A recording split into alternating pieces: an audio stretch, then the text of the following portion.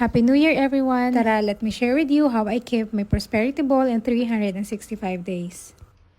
Mag-prepare lang tayo ng bowl or any container of your choice. Ginger is good for wealth attraction or financial success. Coins naman represents financial abundance. While paper currency serves as a direct representation of wealth. Ang orange fruit naman ay wala talagang specific meaning pero orange color, it symbolize prosperity. Ang bay leaf naman ay kinikip ko din for manifesting financial goals and good fortune. Itong 12 eggs naman as you can see ay bawas na dahil pwede na talaga siyang bawasan or lutuin after January 1. Set aside ko lang and then hanapin na natin ang aking nilagay na mga cotton. Facial cotton pa lang na ilagay ko dahil yun lang ang available dito sa bahay. Ito naman ay pinaniniwalaan ko na magiging magaan ang buhay namin ng buong taon. Ang panghuli naman ay angpaw na merong 168 pesos. It symbolizes naman a good luck and is a symbol to ward off evil spirits. And that's it for today's video. Thank you for watching.